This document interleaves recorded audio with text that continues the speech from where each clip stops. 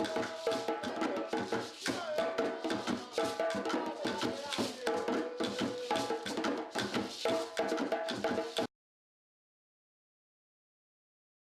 vachement attention à chaque fois que tu te déplaces, s'attacher, prendre des paquets sur la gueule tout le temps, dès que tu lèves la tête, tu prends une gifle tonnerre, c'est un peu la punition quoi. Là c'est pas encore ça, hein. Il n'y a que 25 nœuds, la verre est encore correcte, donc c'est pas l'enfer, mais dans les clichés à venir, il va y avoir des conditions plus fortes que ça, donc peut-être que ça va se transformer, mais voilà, faut pas pleurer avant d'avoir mal comme on dit. On verra plus tard, chaque chose en son temps. Je vais grignoter, on va dire. Je pioche un petit peu ce qu'il y a en gâteau, en choses comme ça. J'ai du jambon sous vide aussi, voilà. Et puis, dans les repas chauds, j'attends un petit peu. Donc les conditions sont un peu plus variables. Et puis, au niveau du sommeil, ça va, pas de problème. J'ai bien dormi la nuit dernière. Alors Armel, je le vois bien, hein. Il est pas loin du tout. Là il était sur le côté, j'ai un peu abattu la Mano est derrière, il est tout près là, donc je le vois, ça me fait un petit compagnon de route. Les autres je vois plus personne d'autre. Et puis nous on va peut-être être obligé de virer au passage du Cap. A priori ça m'étonnerait qu'on puisse le faire directement. On peut espérer, mais je pense que la probabilité, ça serait qu'on ait un petit virement de bord à faire. Et puis après, voir comment ça va se passer avec les autres, c'est assez difficile à dire. On verra à ce moment-là. Et puis, de toute façon, on a encore visiblement un autre front à passer dans 2 jours. Donc, ce sera vraiment à ce moment-là qu'on verra les options.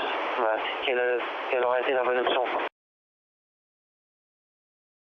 Je suis dans un shaker, alors j'ai mis ma belle combinaison de sèche glycosène orange et moi je suis le rôle du glaçon à l'intérieur du shaker.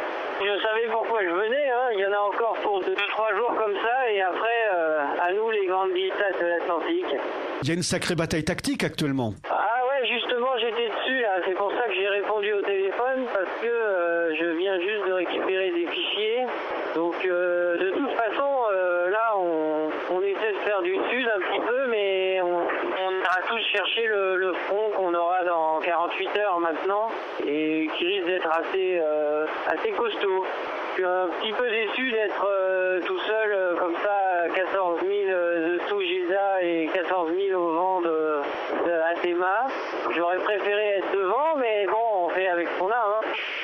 Je peux remercier Emmanuel de m'avoir préparé des sachets avec des céréales et du lait en poudre dedans, parce que ça j'arrive à l'avaler, mais j'ai toujours pas réussi à allumer la cuisinière, elle est sous un tas de sacs et de caisses, donc j'ai toujours pas réussi à faire chauffer quoi que ce soit depuis le début. Écoute, il y a des trucs à grignoter, je me débrouille avec ça. Par contre pour ce qui est du sommeil, maintenant que le bateau est bien sur son bord, je m'accroche à la vanette et j'y passe des longues heures dans la vanette parce qu'il n'y a rien d'autre à faire.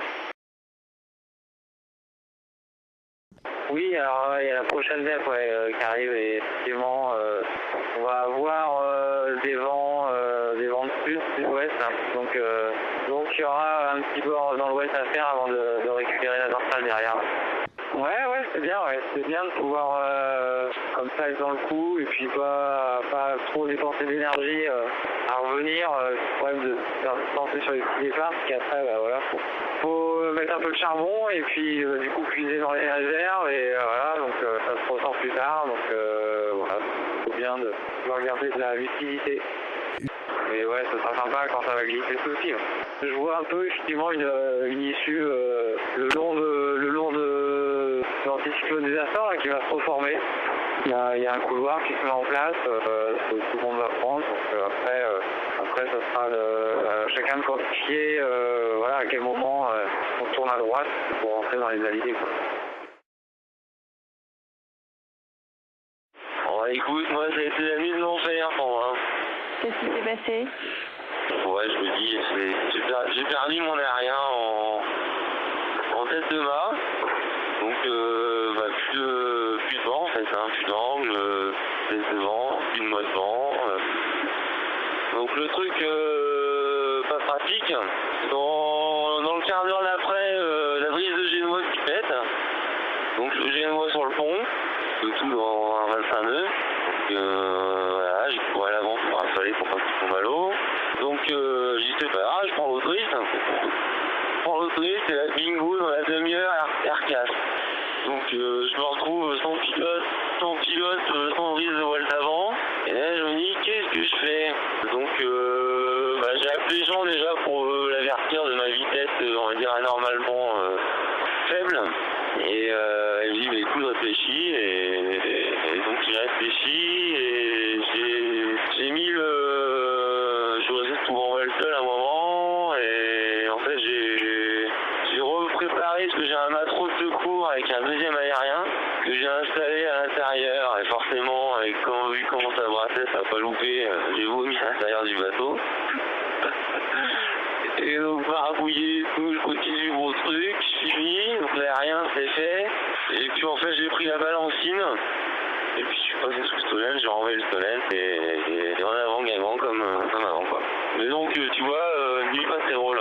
Pont bien serré qui passe de 5000 à 300. Donc il va y avoir une grosse mer avec du vent, donc ça va être sportif.